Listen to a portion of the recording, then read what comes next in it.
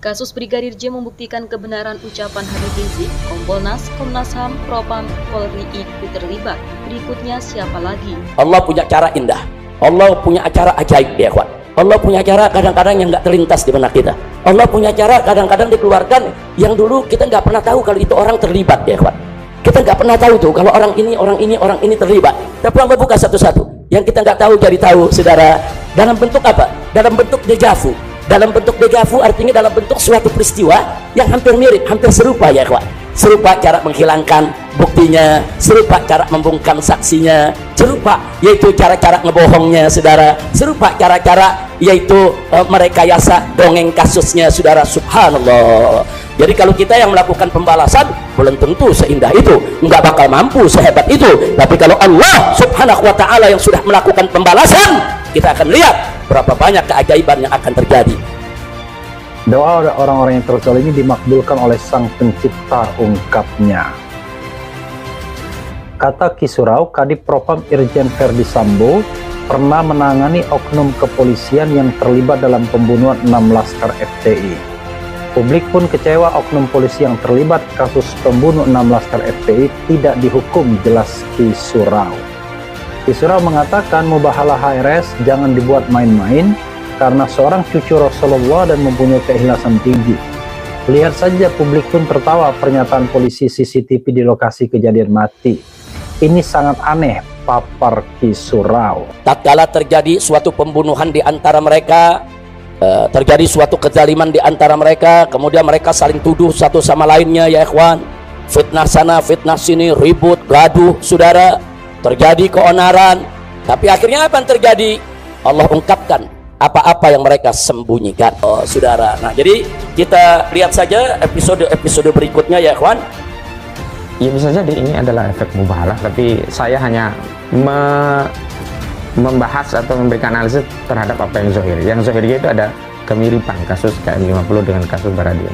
Cuman tadi ya, inilah ya, ketika korbannya umat Islam, walaupun nyawa sampai 6, tidak ada satu respon dari lembaga tinggi negara untuk ikut bisa membela, misalkan dari Panglima TNI, dari AL, AU, dari LSM, ya bungkam. Bahkan Komnas HAM dulu juga sampai melegitimasi proses pembantaian itu dengan menyatakan tidak terjadi pelanggaran HAM berat, sehingga tidak perlu diadili melalui pengadilan hak asasi manusia yang tunduk dengan Undang-Undang Nomor 26 Tahun 2000.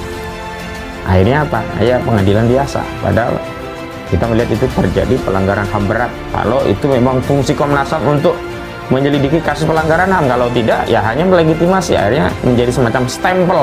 Oh, sudah melibatkan Komnas HAM, oh sudah melibatkan Kompolnas, seperti seperti itu. Verdi Sambo, saudara, akhirnya jadi tersangka. Terjaga sudah marwah institusi kepolisian. Kapolri Listio Sigit Prabowo salam presisi. Jadi ya itulah saudara, kuasa Allah subhanahu wa ta'ala, karomah dari Habibana Habibah Harneh dan Habib Rizik Syihab serta keluarga korban KM50. Allahu Akbar.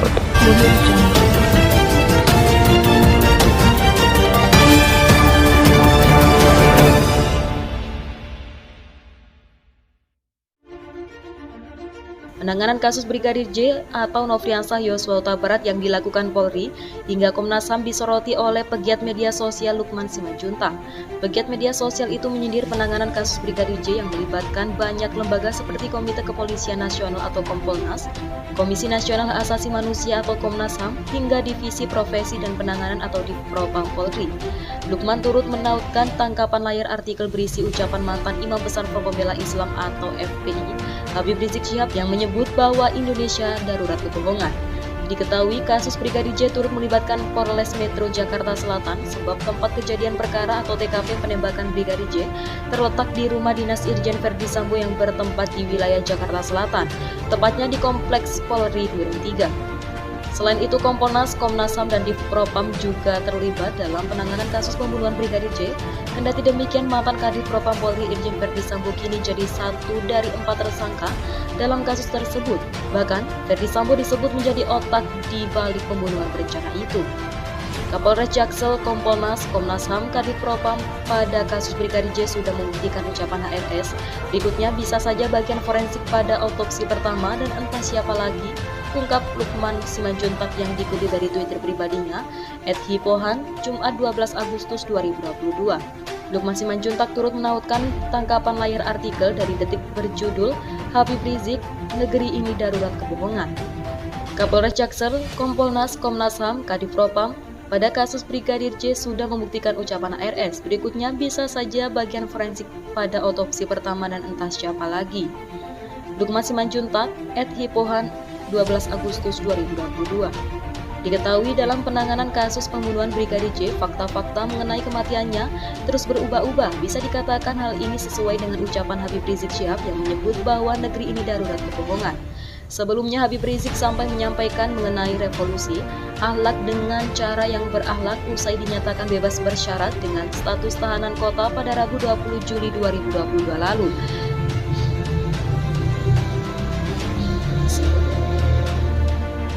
Sebelumnya, saat dinyatakan bebas bersyarat, Habib Rizik menyampaikan mengenai revolusi akhlak dengan cara yang berakhlak dan ini harus terus digaungkan. Bagaimana kita punya negeri di mana-mana ada kerusakan, di mana-mana ada kemungkaran, saudara, maka kebohongan sudah membudaya dan negeri kita lagi darurat kebohongan, ucap Habib Rizik. Mantan Imam Besar Front Pembela Islam itu juga menyebut bahwa Indonesia saat ini banyak korupsi dan darurat kebohongan. Maka kebohongan sudah membudaya dan negeri kita lagi darurat kebohongan. Karena itu yang saya ingin sampaikan di sini saudara, apa itu darurat kebohongan, apa itu darurat korupsi, apa itu darurat kezaliman, apa itu darurat utang, apa itu darurat ekonomi dan lain sebagainya. Maka kuncinya yuk sama-sama kita obati semua itu dengan revolusi akhlak. Tutur Habib Rizik lewat video streaming yang tayang di kanal YouTube Hersubeno Arif pada Rabu 20 Juli 2022. Menko Polhukam Mahfud MD buka-bukaan di podcast Deddy Corbuzier bahwa motif agak resmi pembunuhan Brigadir Joshua oleh Ferdy Sambo karena gara-gara pemerkosaan di satu tempat. Mahfud MD menyebut ada beberapa motif pembunuhan Brigadir Joshua oleh otak pelaku Ferdy Sambo yang beredar di masyarakat. Yang pertama kan motif pelecehan seksual, kedua perselingkuhan 4 segi, motif agak resmi malah perkosaan di satu tempat sehingga terjadilah rencana pembunuhan. Jelas Mahfud MD di podcast Deddy Corbuzier seperti dilihat Sabtu 13 Agustus. Mahfud MD juga menyiratkan bahwa peristiwa yang terjadi setelah pembunuhan tak kalah mengerikan, namun sampai saat ini belum dibuka ke publik.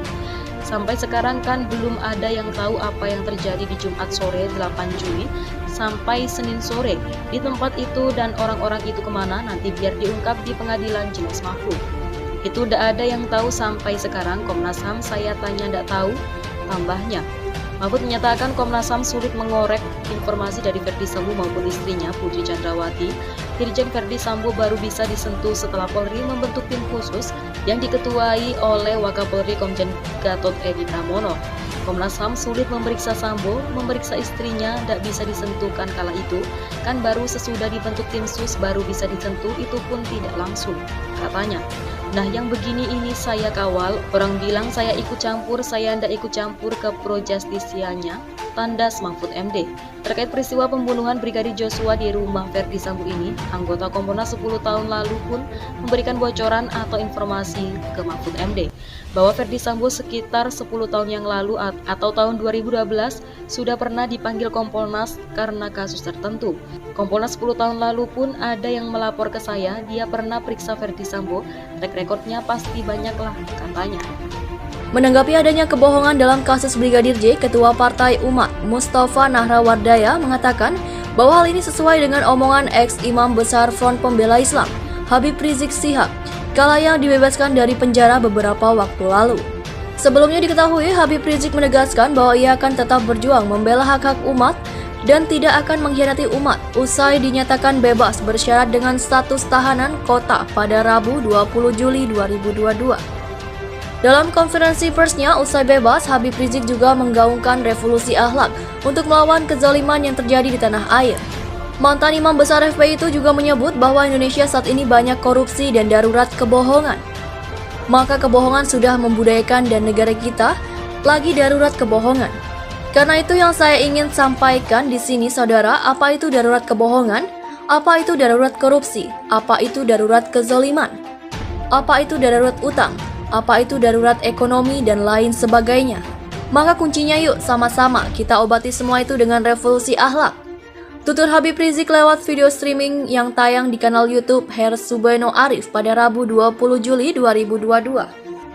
Di sisi lain, dalam perkembangan kasus Brigadir J, Baradae mengajukan diri sebagai justice collaborator dalam kasus tembak-menembak sesama polisi yang terjadi di rumah atasannya, Irjen Verdi Sambo, pada Jumat 8 Juli 2022 lalu.